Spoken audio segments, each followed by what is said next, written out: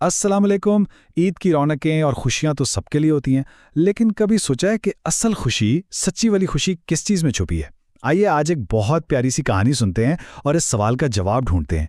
तो कहानी कुछ यूं है कि एक बहुत ही खूबसूरत सा गांव है जहां रमज़ानुल मुबारक अपने आखिरी दिनों की बरकतें लुटा रहा है और हर घर हर गली बस ईद के इस्तकबाल की तैयारियों में लगी हुई है।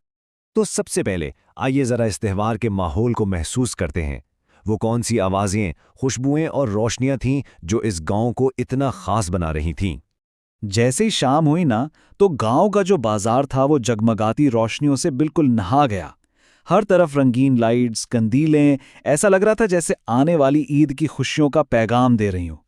और फिर हवा में मेहंदी की वो खास दिलकश खुशबू फैली हुई थी। आप जानते हैं ना, वो महक जो खुद बताती है कि बस ईद आ ही गई है। और इस रोशनी और खुशबू के साथ साथ बच्चों के मासूम कहकहों की गूंज थी जो असल में इस पूरे त्यौहार की रूह थी। तो उसी भीड़-भाड़ वाले बाजार के बीच हमारी कहानी के दो अहम किरदार आते हैं। ये हैं फातिमा और उसकी पक्की सहेली मिरहा, जो ईद की शॉपिंग के लिए वहां पहुंची हैं।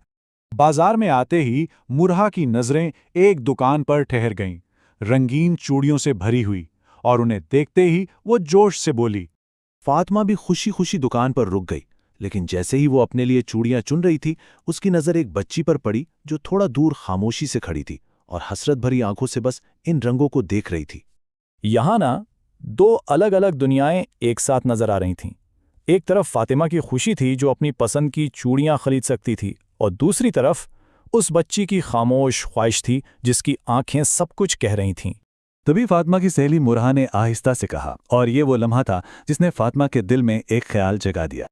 और बस यही वो लम्हा है जो इस कहानी का रुख ही बदल देता है। यहाँ फातिमा एक छोटा सा मगर बहुत ही अहम फैसला करती है। फातिमा ने कुछ पल सोचा, फिर उसने अपनी चूड़ियां उठाईं और दुकानदार से ये फैसलाकुन बात कही। यह अल्फाज सुनकर उस बच्ची की आंखें हैरत से फैल गईं। उसे अपने कानों पर यकीन ही नहीं आया। क्या सच में कोई उसकी छोटी सी अनकही ख्वाहिश पूरी कर रहा था? उसने कांपती हुई आवाज में फातिमा का शुक्रिया अदा करते हुए ये अल्फाज कहे, जो उस छोटी सी नेकी के गहरे असर को जाहिर कर रहे थे। फातिमा का ये अमल हमें कहानी के सबसे गहरे सबक की तरफ ले जाता है कि आखिर हकीकी खुशी का मतलब क्या है। आइए समझते हैं। जब मरहा ने फातिमा के इस काम की तारीफ की, तो फातिमा ने बहुत नरमी से ये दानिशमंदाना जवाब दिया जो रमज़ान और ईद की हकीकी रूह को बयान करता है। तो इस कहानी का जो निचोड़ है ना, वो ये है कि असल ईद सिर्फ अपने लिए जश्न मनाना नहीं है। इसका हकीकी मतलब अपनी खुशियों को दूसरों के साथ बांटना है। यही तो रमज़ान की रूह